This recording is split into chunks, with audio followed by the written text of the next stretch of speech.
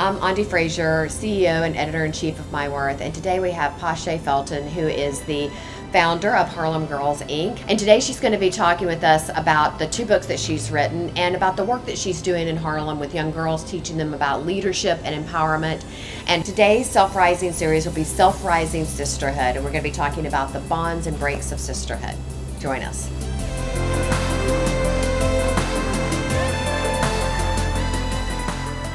Why don't we just start off with you telling us a little bit about your background and how you grew up and what really led you down this path of empowering others? My father was murdered the day that I was born, so I was pretty much raised around women. Right. My grandmother was the backbone of the family. We grew up in the projects. Not too much to tell. There wasn't a lot of opportunities there.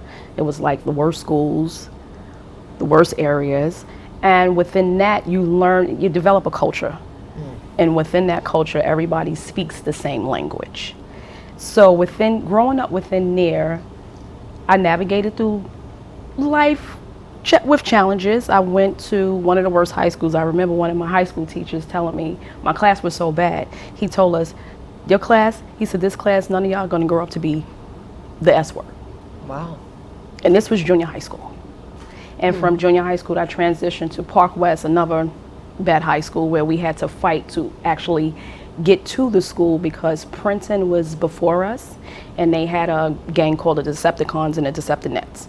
So I kind of grew up kind of rough. Right. Kind of had to fight, a lot little. of experiences early on with a lot of adult things. Right. Sure. So within that, I had my daughter at 20, and that's when things really started to change, because now I'm responsible for a life. Right, right. And then you start to look at life through a different lens. There's so much interesting conversations that we can have around how our upbringing and how the things, whether it be people, religion, where we live, friends and other influences in our life, and how that really makes up our constitution and who we really are. And some people can choose to let that really define them in a positive way, like you have, and some people can really choose to let that be kind of something that prevents them from ever taking ownership of their life and moving forward. So it sounds like that has been your upbringing, all you went through really just propelled you to be able to see a path forward for not only yourself and being successful, but how you can contribute and give back to others. Right, because here's the thing, even going through what I've been through, I wouldn't change it. Right. Because I wouldn't be where I am today. I wouldn't have the experience that I have today. So I think in life we have to go through trials and tribulations in order to get us to the next step. And it's like you said, either we can let it hinder us or we can push forward. Right. And I just chose to push forward. Absolutely, that's awesome. So tell us a little bit about how Harlem Girls, Inc. started. Did you start the company and then think about writing books to talk about the work that you were doing, or was it vice versa? Well, like I said, we both grew up in Harlem, different backgrounds. She comes from a 2-parent home. I come from a single-parent home. We met later on in life. We actually have been friends for 2 years. Nobody can believe that. We started a business within 2 years. We wrote books, and we help other women and children as well. It started out as an idea. Now, the thing with Elaine and I is that we are like-minded people. Right. And I think that's very important, because what happens is we bounce ideas off of each other. She can call me 12 midnight, I'll text, I have an idea with so-and-so, and the next thing is, okay, how do we execute? Right. So then we were sitting there, we was like, we need to start a business, because both of our passions is always to reach back and help someone else and afford someone else an opportunity that wasn't given to us. So within that, we was like, okay, we're gonna do a company. And then we're like, okay, we're from Harlem. We want to change the narrative in Harlem and give kids different opportunities that we didn't have. So that's why we named it Harlem Girls, Inc. It's kind of unusual that you started out as friends and then decided to launch a business. I think a lot of people think about that, but then they say don't ever go into business with your friends or family. But I think there can be so many good things that can come about that because you already know and have that foundation of friendship there too. So you launched the company and then you decided to author the book. And the first book is Letting Go, Moving from Broken to Beautiful. I love the title of that because I think that what makes people so beautiful so many times is the broken pieces, right? It's where the light shines in. I think there's a quote about that. So tell us a little bit about this book. You said it was your story and Elaine, your business partner story, kind of going through that. And And really talk to us a little bit about what you found as you were writing this book for yourself. Well, here's the thing. It's funny because we didn't even know what we were writing. She wrote her piece and I wrote my piece, and it came together at the end. Wow. So I didn't know what aspect she was coming from, and she didn't know what aspect I was coming from. So for her, she was 26, a preacher's wife, found herself divorced with 3 kids. Wow. Yeah. So now, can you imagine the stigma of the church, you know, navigating through that? But she speaks about how divorce, how that changed her life. Right. And raising, you know, her kids, and her mom passing and going back to school, Right. and doing all these things now by herself when her mother was her backbone. And me, I speak from the aspect of feeling abandoned, of not having that father figure there, Right. and making mistakes in life. Well, what I thought was mistakes, and navigating through life and finding my voice, and really doing a self-awareness check and realizing my flaws, where I had to correct some things within me, and realizing it's not always someone else. Right. So when I took that look in the mirror, I was like, okay, you need to do some work within yourself, because here's the thing, I can't help someone else if I'm not right within me. You know, there's something in the book that where you talk about emotional triggers and recognizing where your triggers Exactly. are. And I want to hear a little bit more about that. And when I read that, I thought to myself, wow, this is something that we talk a little bit around money, is knowing when you're triggered to spend money or save money or make a decision around money. So much of what we do with money becomes kind of an everyday thing. We don't really think about it too much. So maybe you can kind of talk a little bit about how these emotional triggers might be things we could take and look at as we spend money and think about No, money. and that's perfect that you said that, because for me, I know my emotional trigger. I'm single, you know, so one of my things is when I get bored or I have nothing to do, I like to hit the mall. Or even worse, go online and then you can shop Right. all day long. Oh, you just Yeah. So, but then it's like, okay, do you really need to spend money on this? Right. You don't need it. It's something you want. So I had to figure out your needs, separate the needs from the wants. Right. And then it gets to the point, you know, when you look in your closet and it's like, you don't need to buy another I thing. know. Because half of the time you don't even know what's in there. Right. You're fumbling. I'm like, I don't need to buy anything else. So if you're bored and you're going to the mall, which you might end up shopping, I can totally relate to that feeling. Now, do you not go to the mall? Do you try to find other outlets for your boredom? Is that the way you kind of handled knowing that was a Well, trigger now for yourself? I've gotten much better, because now I can go and I look at it as exercise. I can walk and walk some, because now I know what I need and what I don't need. Right. And then it's a point of prioritizing what's important and what's not. You don't really need this. Right. So now I'm at the stage like, you don't need to waste money on that. Right. And Right. I won't do it. I like that, because you're not just not going. It's not like some people may say, I can't even go there right now until I build up the stamina to be able to say no. But you've gotten past that point to where now you can go to the mall. You know it's a trigger, but you're able to rationalize whether or not this fits with what you want for yourself in your life. How does it fit with your goals and the things that are important to you? You've rationalized that and kind of, you know, have a really a thought process that allows you to be able to know, I don't need that, I don't need to buy that, I can save my money, and I'm here to exercise, or I'm here to socialize, or whatever it Because may at the end, it becomes detrimental to me. I'm only harming myself. I'm not harming the stores. I'm helping them. that's for sure. Not harming the stores. The Right. economy's doing really well with Right. that. It's a detriment to me. It's not to them. Right. So, and I mean, I have been shopping before and literally sat there and took everything back. It's like, you're just out of control. Right. And I literally got in the car and took everything back. And no, I don't need it. Yeah, so that's interesting. When you were writing about the emotional triggers, sometimes other people have different emotional triggers or have a life event that kind of throws them into having to make some real decisions. And we find, or at least I found in a lot of the research that I've done and understanding women and how they interact with money, a lot of these decisions are made in the middle of either a crisis or an opportunity. Something happens, a life event of some sort, and they have to then try to figure it out. And sometimes that can be problematic. It might be hard to do something at that point. It might be a little late to make some decisions. And the other thing is that there's so much whirlwind going on. There's so much, happening, and it's just scrambled eggs up there in our head. Is there anything that you found from your work that you can maybe share with our viewers about what they can do when they're feeling like that? Should they be even making decisions, or should they is our process they should be going through? For me, I can say 2011, my partner at the time was murdered. I've dealt with death a lot. Wow. And within that, it literally took me about 3 years to get back to myself. But in that mourning stage, I don't think anyone should do anything because you're not yourself. Right. And like I said, there's no proper way to grieve. So you're just trying to find ways to cope with what you're dealing with. And until you sit in it and really realize this is what it is, then you can then move on. Right. So even within that, I don't think people should make those permanent decisions on a temporary situation. Right. Yeah, just do exactly only what you absolutely have to do. Right. Take some time. And get help. Yeah. If you need help, seek help, because like you said, life within itself will throw you into something. Yeah, for sure. Life within itself will just throw you into, like, we can go outside right now and something else can happen. Right. Right. So we don't know from second to second or from minute to minute what's going to happen. Absolutely. Circumstances can't really define us. We have to have something deeper than that. And you have to have your foundation. You have to know what you stand on and what you believe in. Right.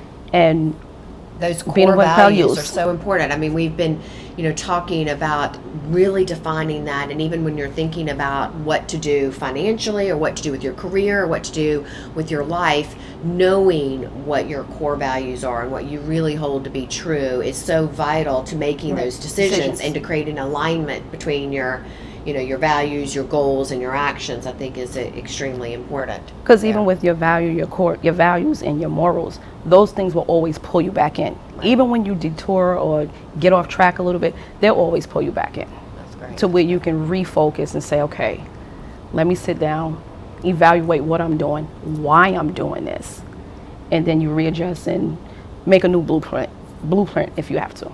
So tell me a little bit, you and your partner wrote this first book, and then now you have another book called The Bonds and Breaks of Sisterhood. Correct. And what's really interesting about this book is that there's a lot of discussion about the two of you kind of coming together and forming the sisterhood and really encouraging each other and uplifting each other. And there's been a lot of different conversations that I've seen in social media as of late. I think I saw something yesterday on Instagram by Kourtney Kardashian where she was talking about we as women should be uplifting each other. Right. And there seems to be some focus now on that through different influencers and different people in the media talking about we need to be more supportive of each other. Yet we're still seeing that that's not always the case in real life. So tell me a little bit about kind of what led you to write this book, and what did you find from writing this book that you want to share with our viewers? Well, we decided to write that because we deemed it necessary, and it's kind of to piggyback what you said. There's a lot of cattiness that goes on within women, and it really doesn't have to be, because what's for you is for you, and what's for me is for me. And I believe in sisterhood, like with Elaine and I. Her strength may be my weakness, and my weakness may be her strength, but together we can accomplish a lot. So there's no reason for the division, and we often hear, crabs in a barrel. Crabs were never meant to be in a barrel. So why do we act that way? To constantly pull each other down instead of lifting each other up. Right. So we thought it was very necessary to write it, and again, to reach back to our community, to change the narrative, to let them know we can do this together. We don't have to be divided. And we can all empower and help each other. And we can all do this, to make our community better. So tell me a little bit about what you're doing in your community, because you started Harlem Girls, Inc. Mm-hmm. You're doing a lot of really great work working with young girls. I know you're looking to get more involved in the schools there to talk about leadership and empowerment. Tell me a little bit about that work. Self-esteem is a big thing. Yeah. And with young girls, they kind of get turned around from the atmosphere of what they see. Excuse me. So we want to go into different schools and teach leadership classes, entrepreneurship classes, empower the youth. We would like to get into the boys, but that's a different story because we can't teach boys. So maybe down the line. So that's really what we want to do. And our books are always to inspire and encourage and help other women. Like in this book here, there's actually a workbook behind each chapter. Oh, so there's exercises. There's exercises in there, and at the end there's a chapter that said "Ready, Set, Work." Right. So you can sit there and do your self-evaluation on your sisterhood and on yourself and what you need to work on to make your life better and to help your sister out. It's so important in this time where, there's a lot of influences out there through social media and the media and television and all of that's really kind of feeding our young people. Yes. And then there's this sense of belonging and there's sense of never escaping, where now when you go home at the end of the day of school, where you thought you had some peace, maybe you weren't dealing with the cliques or the things in school, but now with social media you don't have that escape. Now it's 24/7, and certainly we've seen the effects that's had on children and the way that they've the suicide rates of children, or them acting out and doing other things, and the mental health illnesses that are kind of coming up, kind of bubbling up as a result of all of this. It's really good for us to take a look at this and how we can give back in a really positive way and teach about empowerment, teaching about vulnerability. And so the work that you're doing is really, really important. I really acknowledge you for taking that step and doing that. I think that is really powerful. It's important, and there's strength and weakness. And like we said, being broken, that's what makes us beautiful. Right. But we just have to be willing to accept who we are and not compare ourselves to others. And I think that's a lot of times where women get off and compare. You don't have to compare. We don't have to compare each other. When I saw the title of this book, it struck me because I think so many times we think if somebody else has success, then that's taking something away from me. Absolutely not. So I can celebrate your success and it has absolutely nothing to do with me. Absolutely not. As a matter of fact, it might be a way for me to be inspired.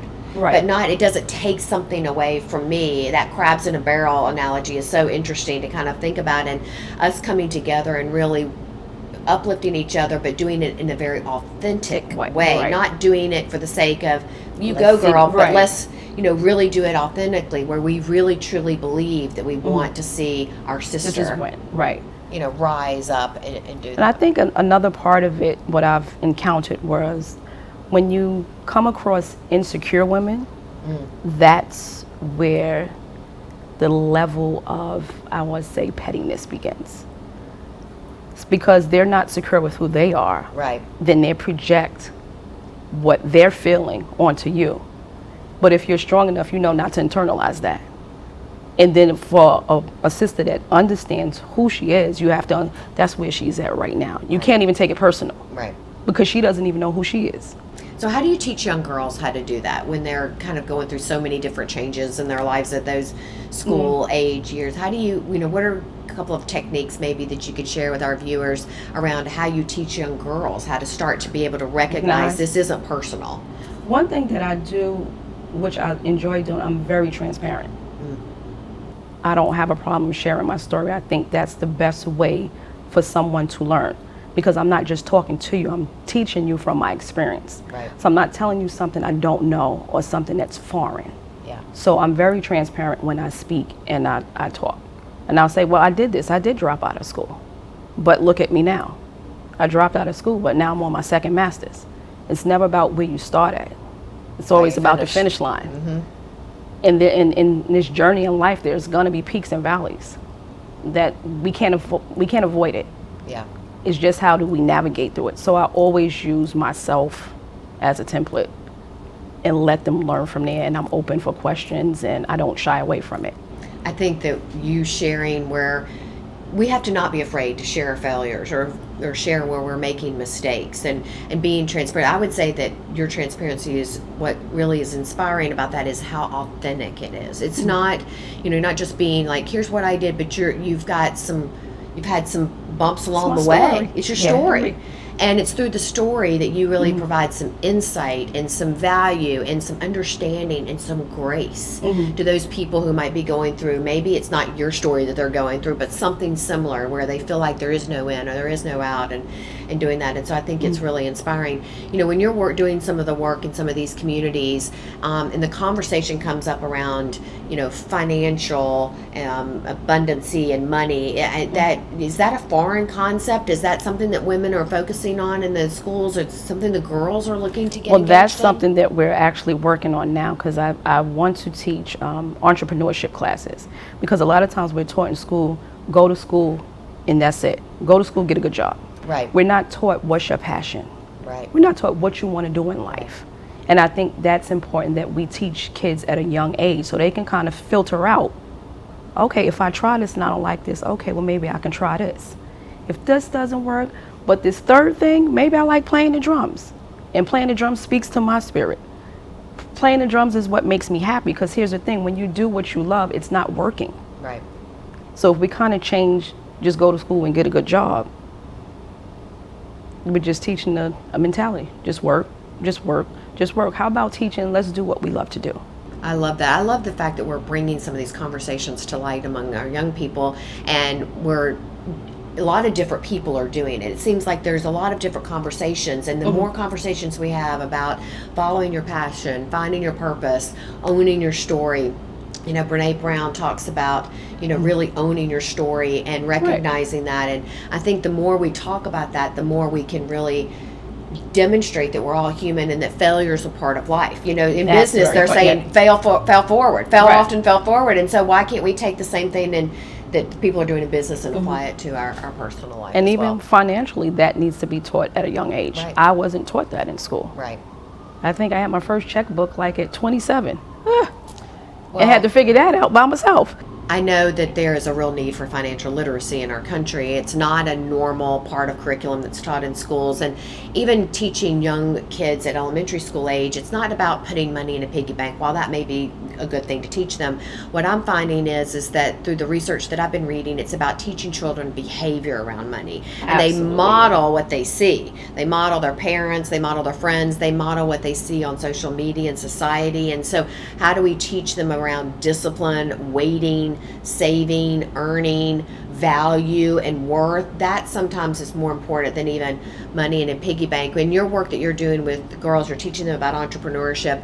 Are you finding that there are corresponding financial literacy programs in some of these schools? Is there work that we need to do there? There's a lot of work. And like I said, for me, I learned a lot later on in life. I had a car before I had a house. Why? That's backwards. Your car depreciates. What are you going to do with the car? Right. Well, you got to get around somehow. Right.